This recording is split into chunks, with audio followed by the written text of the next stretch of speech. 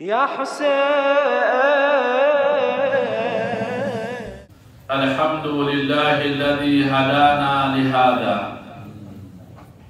وما كنا لنهتدي لولا أن هدانا الله، ثم الصلاة والسلام على أشرف الأنبياء والمرسلين محمد صلى الله عليه وآله وعلى أهل بيته الطيبين الطاهرين المعصومين المكرمين، وبعد. قال الله تعالى في كتابه المجيد: الحج أشهر معلومات، فمن فرض فيهن الحج فلا رفث ولا فسوق ولا جدال في الحج. آمنا بالله، صدق الله العلي العظيم. السلام عليكم ورحمة الله وبركاته. وعليكم السلام ورحمة الله وبركاته. Baraka zote za Mwenyezi Mungu ziwe juu yenu na ziwe juu ya maulama wetu na maraji wetu, wa bil khusus zimwendee kwa wingi sana imamu wetu wa zama, sahib al-asr wa zaman, الحجة المنتظر المهدي عجل الله تعالى فرجه الشريف. اللهم صل على محمد وآل محمد. roho zetu, maisha yetu na kila kitu chetu ni kwa ajili ya sahib al-asr wa zaman, ya kuwa pamoja naye. Salawatullahi wa salamuhu alayhi. اللهم صل على محمد وآل محمد. وجعلنا الله وإياكم أن نكون من أنصاره وأعوانه والمستشهدين بين يديه يا الله. Leo ni siku kubwa, ni siku ya furaha, ni siku ya rahma ya Mwenyezi Mungu Subhanahu wa Ta'ala. Leo ni siku ya Eid, ni furaha kubwa kwa umma wa Mtume Muhammadun sallallahu alayhi wa alihi wa sallam. اللهم صل على محمد وآل محمد. Ni msimu wa kuchuma rahma za Mwenyezi Mungu Subhanahu wa Ta'ala. Ni msimu wa kuchuma msamaha wa Mwenyezi Mungu Subhanahu wa Ta'ala. Ni msimu wa kuchuma afya njema kutoka kwa Mwenyezi Mungu Subhanahu wa Ta'ala. Ni msimu wa kuchuma riziki iliyokuwa nyingi ya halali yenye utafutaji mwepesi kutoka kwa Mwenyezi Mungu Subhanahu wa Ta'ala. Ni msimu wa imani, ni msimu wa kusaidiana baina ya wanadamu, bali ni msimu wa kutoshelezewa mfumo mzima wa maisha ya mwanadamu. Ibada ya hija na msimu huu ndio unatengeneza yote haya niliyoyataja, kama alivyotuambia mtume wetu Muhammadun sallallahu alayhi wa alihi wa sallam. Allahumma salli ala Muhammad wa ali Muhammad. Alipotuambia hiju wa atamiru, tasihhu ajsamukum wa tattasi'u arzaqukum wa yasluhu imanukum wa takfuwa ma'unatan nas wa yasluhu imanukum wa takfuwa ma'unatan nas wa ma'unata iyalatikum. Maneno ya Mtume Muhammad sallallahu alayhi wa alihi wasallam. Allahumma salli ala Muhammad wa ali. Kama tunavyosoma katika dua ambayo tulikuwa tukisoma, ukaingia katika msimu huu kwa imani iliyokuwa kubwa na kwa mapenzi ya kumpenda Bwana Mtume pamoja na ahlu baiti zake alayhimus salam, na ukawajaza katika moyo wako, na moyo wako kawa haujatawaliwa zaidi ya Mwenyezi Mungu na mtume wake na ahlu baiti alayhimus salam. Yote haya anayoyasema Bwana Mtume yatakuwa ndiyo maisha yako, na ndivyo alivyotutaka tuwe, na ndivyo alivyotuleta Mwenyezi Mungu ili tuweze kupata afya njema, na ili tuweze kupata riziki nzuri kutoka kwake, na ili tuwe na imani iliyokuwa kubwa, na ili tutosheleze mahitaji yote anayoyahitaji mwanadamu kama alivyompangia Mwenyezi Mungu subhanahu wa ta'ala. Kinachohitajika ni ile uingie katika wilayatullah, na uingie katika wilayatu Rasulillah wa wilayatu ahlu baiti salawatullahi wa salamuhu alayhim ajma'in. Allahumma salli ala Muhammad wa ali Muhammad. Hija na mwezi huu unatengeneza hivyo. Zaidi ya hapo akasema Bwana Mtume, al-hajju taskinul qulubi. Hija na msimu huu ni utulivu wa mioyo yenu.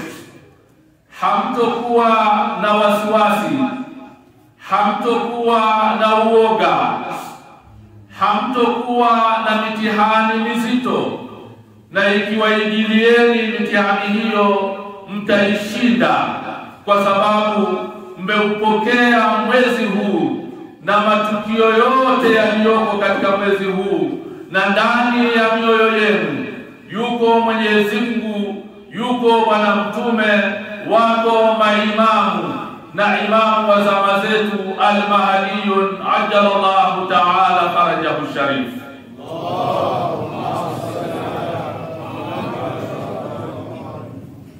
Ndiyo kazi ya mwezi huu,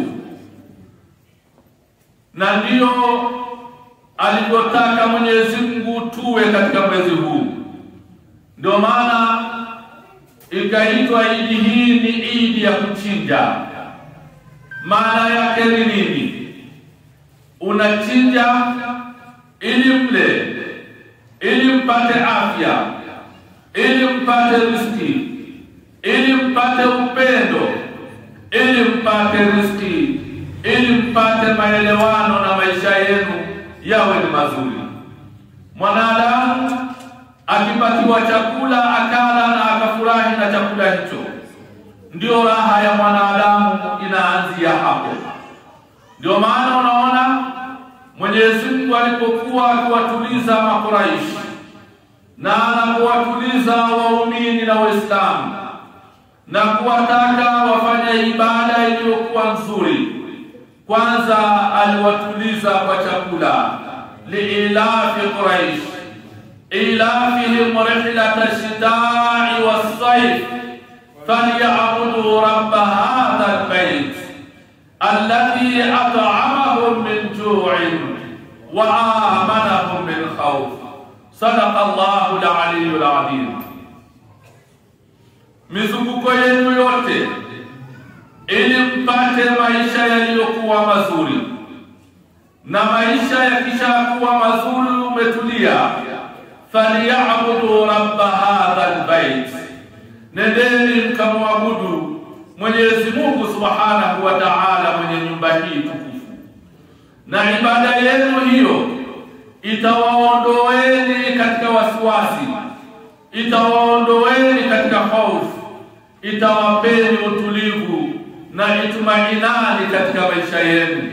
Ndio akasema ala bidhikrillah tatma'innul qulub, kwa kumtaja Mwenyezi Mungu Subhanahu wa Ta'ala, kwa kumtaja Bwana Mtume sallallahu alayhi wa alihi wasallam, na mkawaweka Ahlul Bait alayhi wasallam katika nyoyo zenu, mtakuwa na utulivu katika maisha yenu. Hamtokuwa ni bendera pata upepo, hamtokuwa ni watu ambao hawajielewi, kwa sababu umebeba ulimwengu mzima katika moyo wako. Utakuwa ni mkubwa, kama alivyotuambia Imamu Ali alayhi salam, atahsabu annaka jurmun saghirun wa fika tawala alamul akbar, utojidhania wewe ni kiumbe mdogo ambayo ni dalili, ambaye hauna nguvu ya aina yoyote, wakati ulimwengu wote huu Mwenyezi Mungu Subhanahu wa Ta'ala amekupatia, na unapewa ulimwengu pindi utakapokuwa umembeba Mwenyezi Mungu na mtume wake na Ahlul Bait zake alayhim afdalus salatu wassalam. Allahumma salli ala Muhammad wa ali.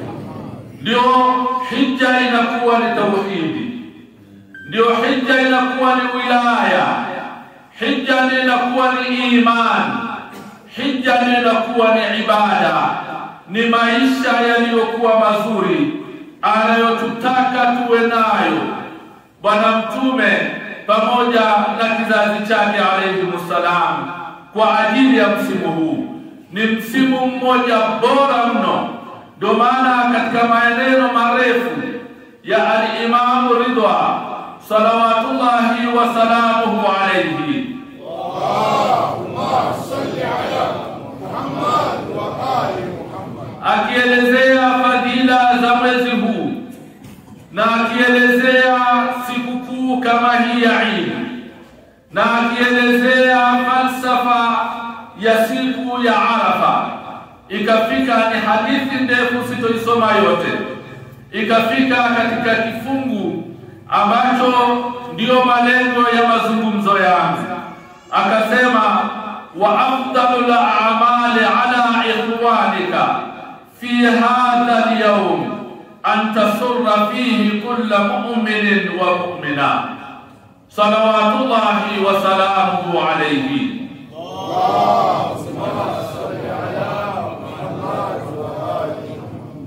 Imamu alayhi salam anatuambia jambo bora katika siku hii ya leo, ambayo ni siku ya Eid.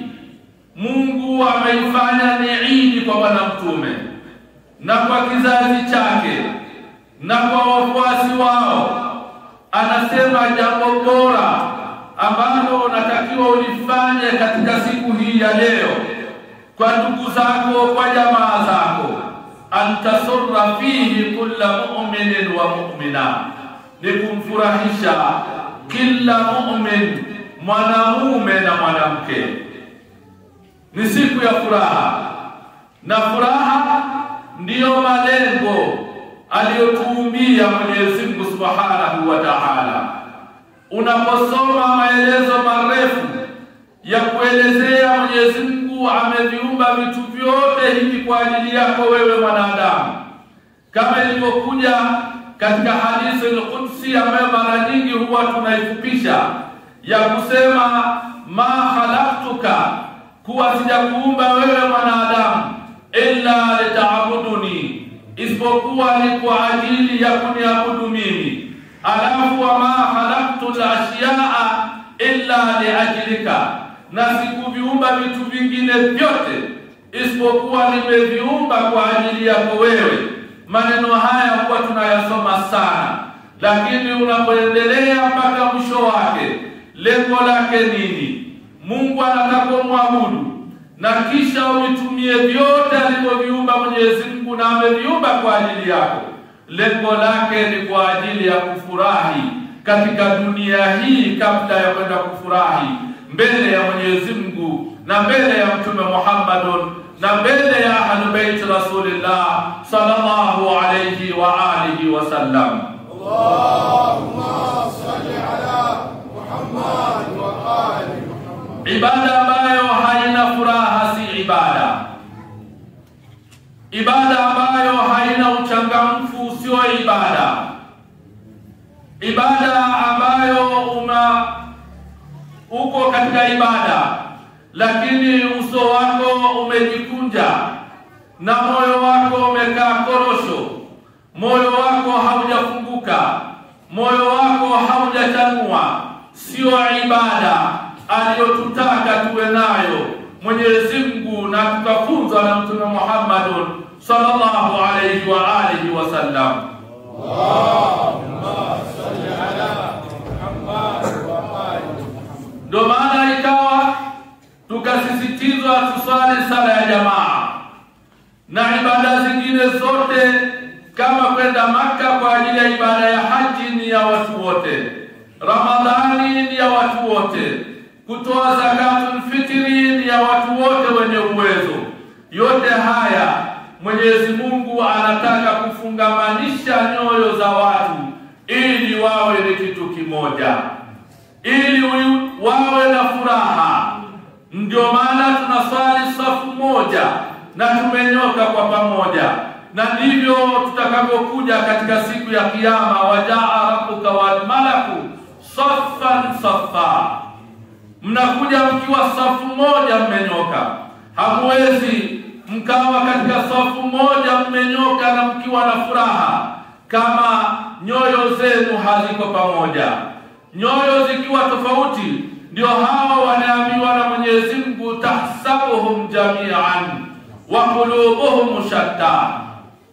Unadhania wako pamoja lakini nyoyo zao haziko pamoja.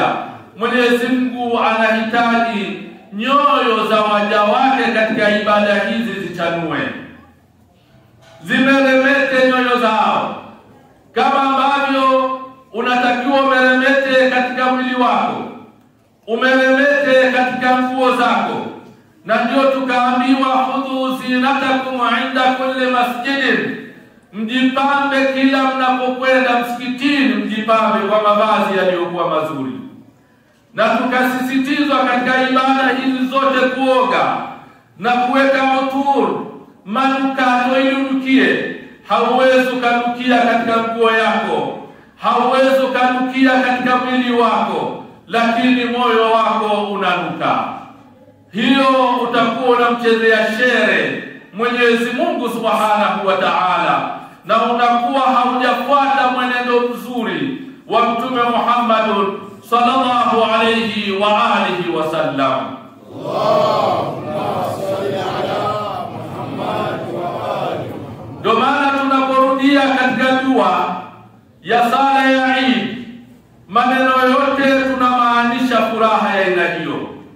Allahumma ya ahla al-kibriyai wal 'azama wa ahla al-judi wal jabaruti wa ahla al-'afwi wal rahma wa ahla at-taqwa wal maghfira, as'aluka bihaqqi hadha al-yawm.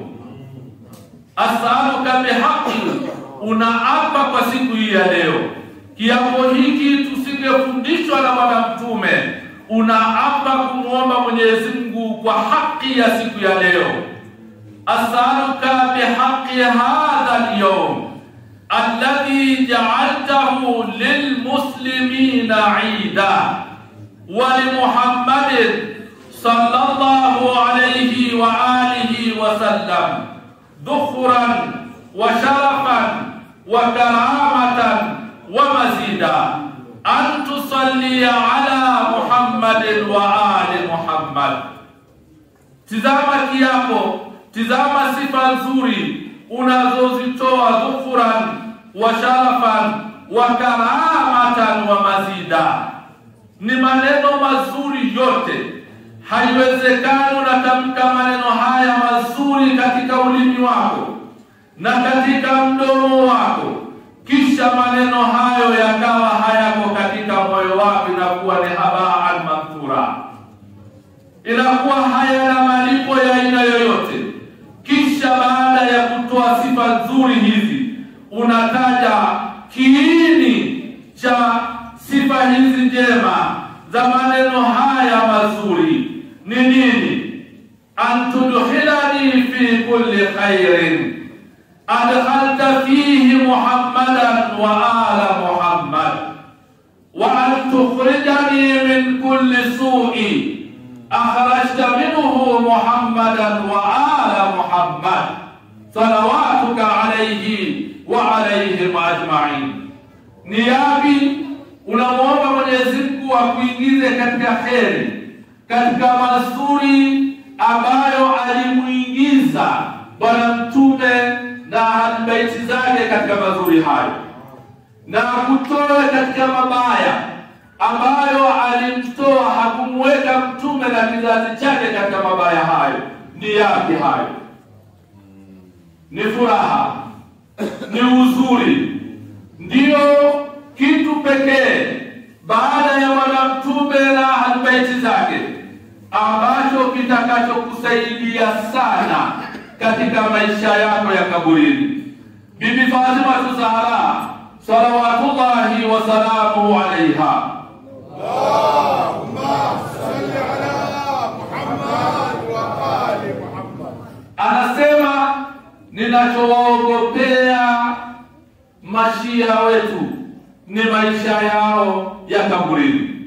Kiyama utapata shafaa kwao, wataingilia, lakini wanakuogopea sana katika maisha ya kaburini.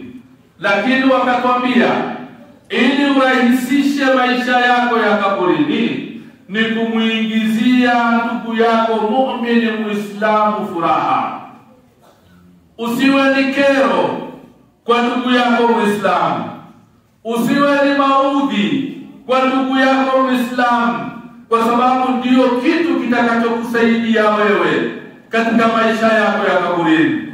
Kabla haujaletewa sala zako, kabla haujaletewa funga zako, kabla haujaletewa kingine chochote kile, utakacholetewa na kikusaidie ni ile furaha ambayo muumini katika maisha yako ya hapa duniani, na kitakuja katika umbo lililokuwa zuri. Hayo ni maneno kutoka kwa maasumina salawatullahi wa salamuhu alayhim ajma'in. Allahumma salli ala Muhammad wa ali Muhammad. Ndio Imam Ridha akaeleza maneno haya, wa afdalul a'mali ala ikhwanika fi hadha al-yawm an tasurra fihi kullu mu'minin wa mu'mina. Na ndio maana kikao chochote, na hasa kikao ambacho waumini wamekaa kwa pamoja, wanapeana mikono kwa pamoja, wanatabasamu katika nyuso zao, kila mmoja anamuonyesha mwenzie tabasamu, na wanakumbatiana katika vifua vyao, mioyo yao inazungumza, mikono yao inazungumza, miili yao inazungumza. Siku ambayo mdomo wako utafungwa ili mkono uzungumze na miguu yako izungumze na moyo wako uzungumze. Vikao vya aina hiyo ambayo ndani yake vile vile anatajwa Mwenyezi Mungu na mtume wake, ni vikao vinavyopendwa mno na Mwenyezi Mungu, na malaika wa Mwenyezi Mungu wanamsumbua Mwenyezi Mungu ili wateremke waje wajumuike na sisi katika kikao kama hiki. Mtume asingepewa ili iwe ni furaha kwake na kwa Waislamu, alafu ikawa haina malaika, hawasongamani, hawakutani, hawavutiwi na kikao cha aina hiyo, wamejaa. Ndio maana katika moja ya hadithi ambayo ni ndefu na ifupisha, inasema kuwa katika kikao kama hiki ambacho unamtizama mwenzako kwa jicho la furaha na moyo wako umekunjuka kwa ajili ya ndugu yako, na ukapeana mikono na mkakumbatiana kama ambavyo tunafanya baada ya ziara, bila yoyote kutoka, bila yoyote kwenda nje na kukaa na kuanza kuzungumza, hajapeana mikono na mwenzie, hajakumbatiana na mwenzake, yeye anaondoka na anaacha ziara. Tizama maneno haya, namna malaika wanavyopenda vikao na matendo kama haya. Kundi kubwa la malaika wako pamoja nasi, wameteremka, na wengine wamezuiliwa na Mwenyezi Mungu, hawajateremka. Sasa kundi hili ambalo liko pamoja nasi katika kikao hiki, tunapomaliza shughuli zetu tumetawanyika, wataanza kurejea kule walipokuwa. Na unaambiwa kundi hilo linakaa mbingu ya 7. Kwa hiyo watapita mbingu ya kwanza, ya pili, wataenda mpaka ya 7. Sasa wanapopita katika hizi mbingu zote, wanasumbuana sana na malaika ambao wanawakuta katika maeneo hayo. Kwa sababu gani wanawasumbua? Kwa sababu inasemekana malaika hao kwanza wanameremeta zaidi kuliko ilivyokuwa awali, na wananukia manukato mazuri zaidi kuliko yao, wananukia vizuri, na wanaendelea mpaka watakapofika. Malaika wale watawaambia, mlipoondoka hamkuwa katika sura ya aina hii, Bwana mko katika hali iliyokuwa nzuri, kuna nini huko? Watawaambia, tulijumuika katika kikao cha wapenzi wa Mtume Muhammad sallallahu alayhi wa alihi wasallam, na wakawa wanamtaja Mwenyezi Mungu na kumsalia mtume wake Muhammad sallallahu alayhi wa alihi wasallam. Allahumma salli ala Muhammad wa ali Muhammad. Haya tumeyapata kutokea kwao. Kisha malaika hao watawaambia, tunaomba tushuke na sisi ili tukajumuike na sisi tuwe katika sura na manukato mazuri kama mliokuwa nayo ninyi. Malaika wale watawaambia, qad tafarraqu, wameshatawanyika, wamekwenda makwao. Fayaquluna, watawaambia, ihbitu bina ila al-makan alladhi kanu fihi. Hata kama wametawanyika, tunawaombeni mtuteremshe na sisi tuende tu tukaone sehemu walipokuwa wamekaa. Unawatamuomba Mwenyezi Mungu namna hiyo, na Mwenyezi Mungu atawateremsha, tena watateremka ni wengi zaidi kuliko wale waliokuwepo mwanzo. Wataanza kugombania katika sehemu ambazo ninyi mmekaa. Kikao chako hiki, angalieni malaika la yaasuna Allah, hawamuasi Mwenyezi Mungu, wao ni wapeponi tu, ni viumbe pekee Mwenyezi Mungu ameviumba. Lakini mimi na wewe, sehemu tuliokuwa tumekaa, wanakuja kwa sababu ni wengi kuliko sisi, watakuwa wanagombania kama ambavyo watoto wanagombania chakula au andazi au kitumbua, kama mnavoonaga watoto au katika sherehe wanagombania nyama. Kwa watu wa zamani kwenye maulidi zile wanajua namna tulivyokuwa tukigombania nyama. Unashikilia kwanza nyama alafu wali baadaye, na hata wali pia utauchota, utaenda kumalizia huko baadaye.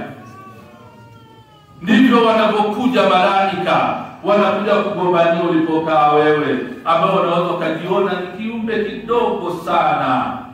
Ndio Imam anapotueleza, atahsabu annaka jurmun saghirun wa fika tawala alamul akbar, wewe ni mkubwa.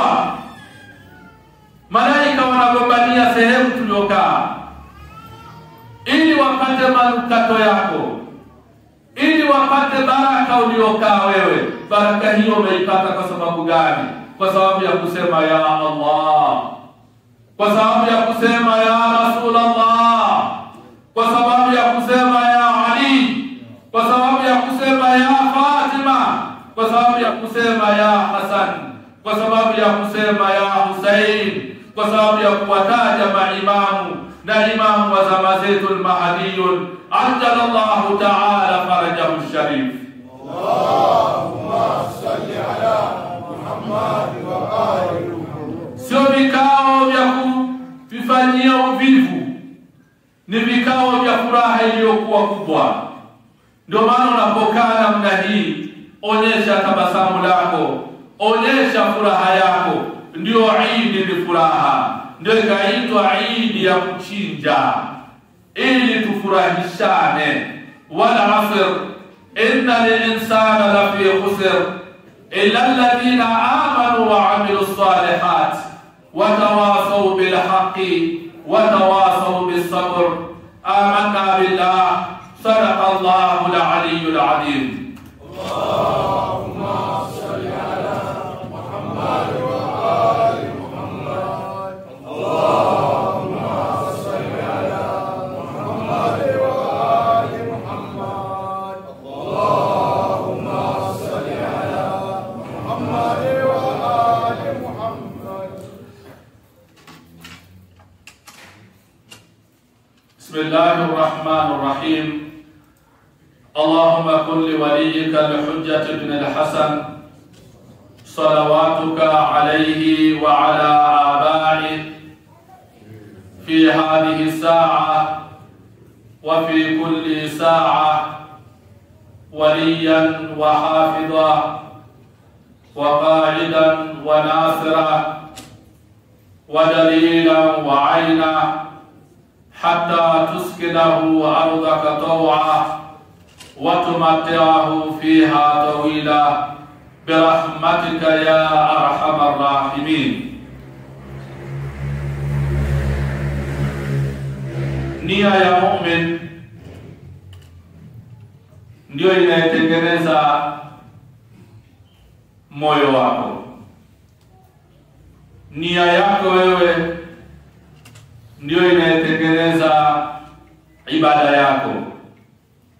Innamal a'mal binniyat. Nia yako njema. Ndio maana kuna watu wanaandikwa ni mahujaji siku ya kiyama, na watapewa thawabu za mahujaji kwa nia zao njema katika msimu kama huu. Mwenyezi Mungu hajakujalia, lakini kwa moyo wako safi na mtihani aliyokupa Mwenyezi Mungu haujaenda, lakini kwa nia yako safi utapata thawabu za aina hiyo. Kwa hiyo nia yako wewe ndiyo mustakbali wako. Nia yako safi wewe ndiyo ile kutengenezea maisha yako. Ndio maana ibada ya aina yoyote ile ni lazima uweke nia. Na wewe hapa tulioko tuweke nia ya sisi sote kufurahishana na kufanya ibada tukiwa katika furaha, na mioyo yetu iwe imefunguka kwa ajili ya ibada ya Mwenyezi Mungu Subhanahu wa Ta'ala, na kwa ajili ya kumsalia mtume wetu Muhammad sallallahu alayhi wa alihi wasallam. Allahumma salli ala Muhammad wa ali Muhammad. Hivyo ndivyo tunavyotakiwa. Unaweza kaenda Maka, lakini kama nia yako ni korosho, nia yako ni mbaya, una maudhi kwa watu, una makero kwa watu, hauna ulimi mtamu na watu, saa zote unatafuta kujeruhi watu, hakuna ibada ya aina yoyote itakayokusaidia. Katika kisa maarufu kutoka katika mmoja wa maimamu wetu alayhimussalam, ni kuwa alienda Maka kwa ajili ya msimu kama huu, ibada ya hija, na mahujaji mwaka huo walikuwa ni wengi sana na walikuwa wamependeza mno, na wakawa wanazunguka katika Kaaba, na huku kila mmoja anasema Allahu Akbar, zinapigwa zile takbir kiasi ambacho unahisi kama ardhi ya Mwenyezi Mungu inatingishika kwa zile takbira zilizokuwa zikipigwa na mahujaji wale, na namna walivyokuwa wakipendeza na wanapopendeza kwa mavazi yao za mavazi ya ihram. Wale waliokuwa na imamu wetu alayhi salam wakaonyesha furaha na mshangao kwa namna ya mahujaji walivyokuwa wazuri, namna walivyopendeza mahujaji, na namna wanavyozipiga zile takbira zao. Imamu akawaambia ni lipi linalowashangaza na ni lipi linalowafurahisheni nyinyi? Wakawaambia ni hizi takbira ambazo zinapigwa na namna watu wanapoizunguka Kaaba, wanapokimbia baina Safa wal Marwa, wamependeza namna hii. Bila shaka hawa ni waumini wazuri mno. Imamu alayhi salam akawaambia hamfahamu yaliyoko katika nyoyo zao. Ndio hadithi inayotuambia inna Allaha la yanzuru ila suwarikum wala yanzuru ila tuli ruku'ikum wa sujudikum. Mungu hatizami sura zenu, wala hatizami urefu wa sijida zenu, wala urefu wa rukuu zenu, wala hatizami mionekano yenu. Una muonekano wa Kiislamu uliokuwa mzuri, Mwenyezi Mungu hatotizama hayo yote. Wa inma yanzuru ila qulubikum, Mwenyezi Mungu anatizama nyoyo zenu zikoje. Ndio hapo kad aflaha man zakaha wa kad khaba man dassaha. Usafi wa moyo wako ndio anautizama zaidi Mwenyezi Mungu Subhanahu wa Ta'ala. Mandhar inaweza kawa ni udanganyifu, ni khidaa, ni muonekano, na huenda kawa ni mazoea. Huenda rukuu yako ndefu ni mazoea, huenda sijida yako ndefu ni mazoea, huenda unayafanya yote yale ili uweze kuonekana wewe ni nani. Inakuwa kama yule katika moja ya zama za Imamu al-Hasan alayhi salam, ambayo na yeye alisifika ni mcha Mungu sana. Ni wa mwanzo kuingia msikitini na ni wa mwisho kutoka msikitini. Subhanallah, ni nyingi, lakini nyingi kumbe zilikuwa ni riya. Inasemekana alikuja kaachana na ibada na akawa ni miongoni waliomkimbia Imamu al-Hasan al-Mujtaba katika mapambano yake na Muawiya. Na mtihani aliopewa ni upi? Alipokuwa ameingia msikitini, kwa sababu kawaida yake ni atoke wa mwisho ili apate sifa za yeye ndio wa mwisho.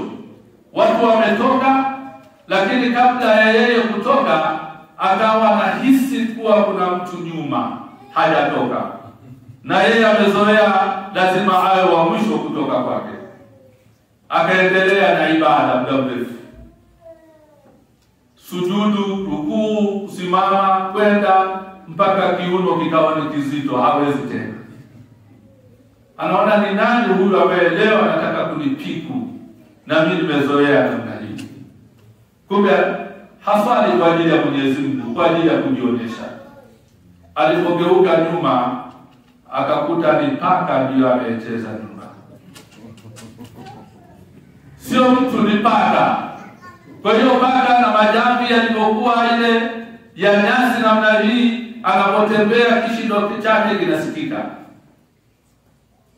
Kuanzia wakati ule akaachana na Imamu al-Hasan al-Mujtaba. Alikuwa na swali kwa ajili ya paka. Ndio hapo waliotajwa yurauna an-nasa wala yadhkuruna Allah illa qalila. wanaswali ili wajionyeshe, lakini hawamtaji Mwenyezi Mungu katika masaa yake yote. Huenda ni kamoja tu ndicho alichopatia au hamna kabisa.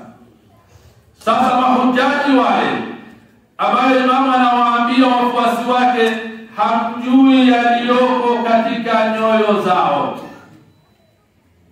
wakamwambia Imamu, kwa muonekano tu hawa wanaonekana ni wacha Mungu kwa takbira zao na vitu hivyo vizuri waliokuwa nao.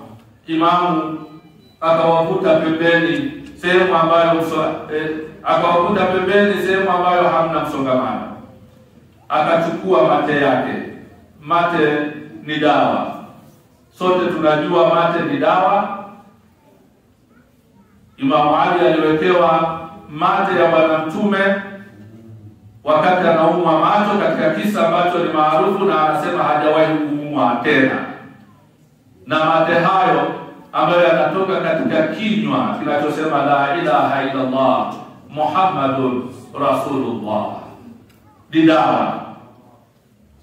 Salawatullahi wa salamu alayhi. Allahumma salli ala Muhammad wa ali. Imamu akachukua mate akawapangusa katika macho yao ili waone. Yaani ni kama vile kuwatoa tongo na pazia. Macho haya ni makali mno, ni pazia tu Mungu ametuwekea. Lakini tafika Mungu anaondoa pazia. Ndio maana siku roho inachukuliwa, Mungu anatoa kidogo pazia la katika macho. Ndio utaona malaika kuchukua roho, utamuona. Na masikio yako Mungu anatoa kidogo pazia. Ndio maana maiti aliyoko kaburini anasikia sauti zenu, na anasikia mpaka sauti ya sisimizi anapopita juu ya kaburi lake. Tazameni namna ni ile tu kuondolewa tu pazia. Ni pazia. Sasa ikiwa tu mwanadamu leo anatumia vyombo au darubini kama tunavyoita, anaweza kaona masafa marefu kwa kutumia chombo.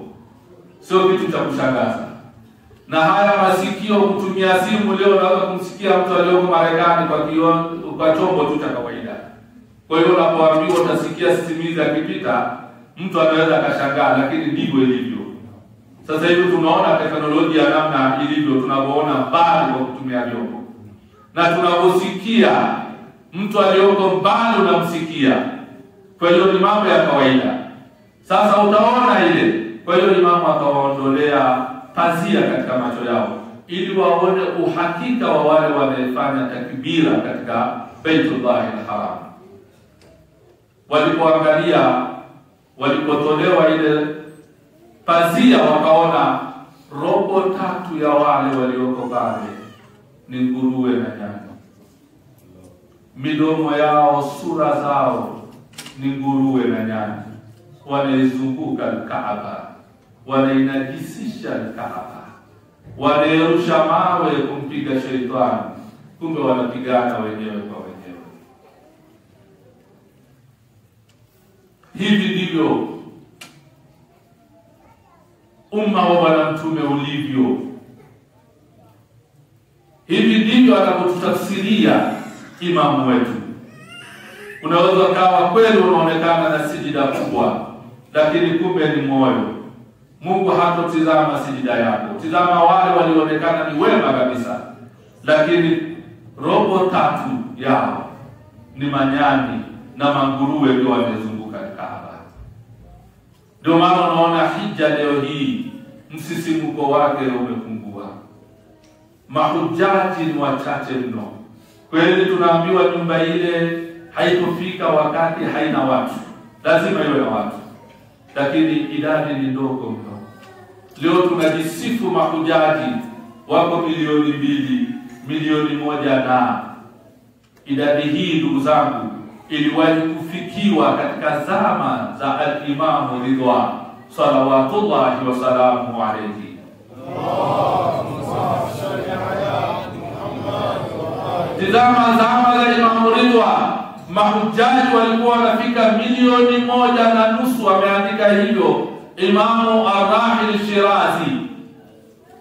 milioni 1.5 katika zama za mbali sana, ni karne ya 6 ya 7, ni miaka hiyo ni ya mbali mno, lakini mpaka leo hii tunajisifu wameenda mahujaji milioni 2.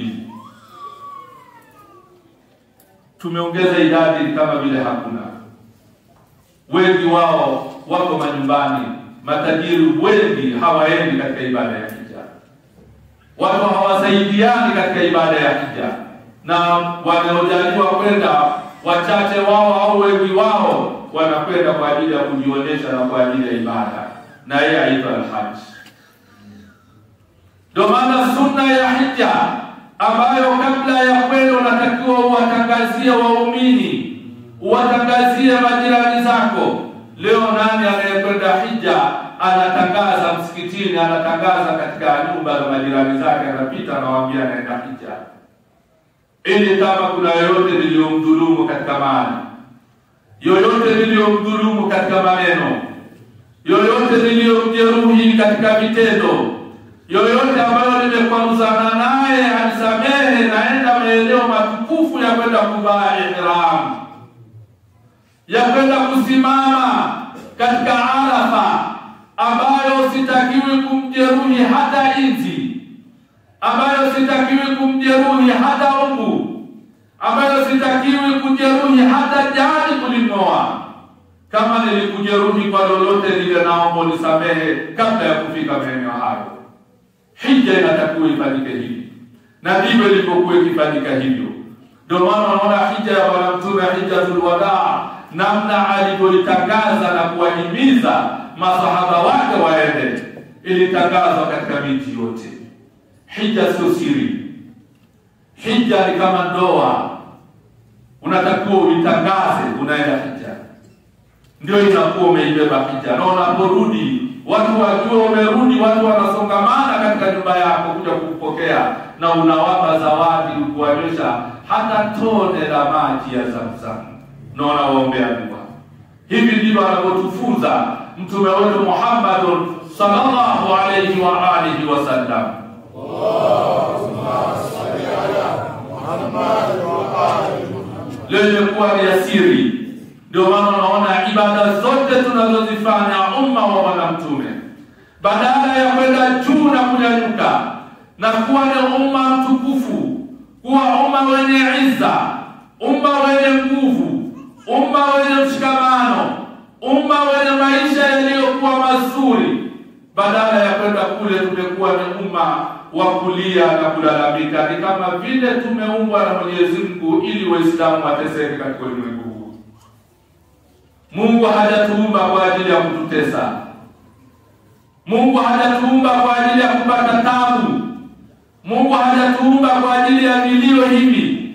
Mungu hajatuumba kwa ajili ya udhalili.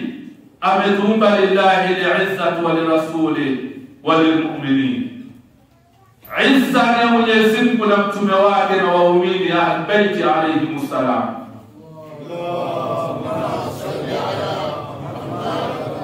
Ibada hizi ni nguvu, sala hizi ni nguvu, umoja wetu huu ni nguvu, na takbira zetu ni nguvu.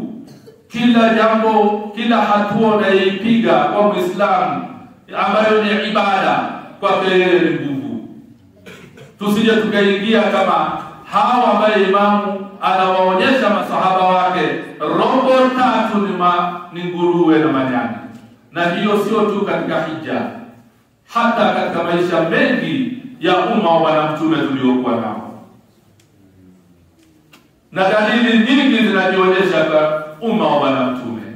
Kama kweli unampenda Bwana Mtume na umesoma dua, wa adkhilni fi kulli khairin adkhalta fihi Muhammadan wa ala Muhammad, wa an tukhrijani min kulli su'in akhrajta minhu Muhammadan wa ala Muhammad. Inakuwaje usinyanyuke, usiwe kama Bwana Mtume, ukamfuata Bwana Mtume, ukawa kweli unamsikiliza imamu wa zama zako al-Mahdiyun salawatullahi wa salamuhu alayhi. Allahumma salli ala Muhammad wa ali Muhammad. Tuanze hatua ya kwanza. Onyesha furaha yako katika Idi ya leo kwa ndugu yako Muislamu aliyokaa pembezoni mwako. Anza onyesha furaha kwake. Na kama haumuoni, hamkutani, lazima umuulize, bwana sikuoni, bwana hatuonani. Kama ana shughuli zake akufahamishe, na wewe ujue kama ndugu yako hujamuona kwa sababu ana shughuli na mihangaiko yake. Hivi ndivyo ambavyo tunatakiwa tuanze katika hatua hii ya kwanza. Muonyeshe mwenzako furaha ya aina hiyo, na muonyeshe kwa kumpa mkono na kwa kumkumbatia, na huku kinywa chako ni cha kumsalia mtukufu wa daraja mtume wetu Muhammadun sallallahu alayhi wa alihi wasallam. Allahumma salli ala Muhammad wa ali Muhammad. Na kuyapa nguvu haya yote ili uwe ni mwema, uwe ni mzuri, kuyapa nguvu haya. Hakikisha maisha yako yote, shughuli zako zote, sala ya kumsalia Bwana Mtume isiponyoke katika mdomo wako. Sala ya kumsalia Bwana Mtume isiponyoke katika moyo wako. Allahumma salli ala Muhammad wa ali. Kinga kubwa ya matatizo yote, sabuni ya kusafisha uchafu wa aina yoyote, ni brashi ya kutoa mauchafu yote, matongotongo yote, ni kumsalia Mtume Muhammad sallallahu alayhi wa alihi wasallam. Allahumma salli ala Muhammad wa ali. Ndio maana ikawa yule ambaye ana moyo mgumu, anapotajwa Bwana Mtume hamsalii Bwana Mtume, siku ya Kiyama atafufuliwa katika udhalili, atafufuliwa ni funza. Funza ni mdudu mbaya, na tena funza yule unaambiwa harufu yake mbaya haifanani na harufu ya mdudu mwingine yoyote siku ya Kiyama. Tazama unapojipenda namna hii, unapojiona hivi, watu wanasherehekea kuwa na Bwana Mtume siku ya Kiyama, wanamuona kama tulivyosoma jana katika dua ya Arafa. Uonyeshwe na Bwana Mtume, ukamuonyeshwa Bwana Mtume, umemwamini bila kumuona. Watu wana furaha, wanamuona Mtume, wanamuona Fatima, wewe ni funzo na kanyagwa chini. Uliswali, ulifunga, uliishi katika maisha haya, unafufuliwa funza. Kosa nini ni kumsalii Bwana Mtume sallallahu alayhi wa alihi wasallam. Allahumma salli ala Muhammad wa ali Muhammad. Kwa hiyo hakikisha ulimi wako na moyo wako amejaa Bwana Mtume. Na kufanya hivyo, ndugu zangu, ni kutekeleza aya na maamrisho ya Mwenyezi Mungu makubwa mno kuliko maamrisho mengine yote. Alipotuambia, inna Allaha wa malaikatahu yusalluna ala nabi ya ayyuhalladhina amanu sallu alayhi wa sallimu taslima. Allahumma salli ala Muhammad. Ya Hussein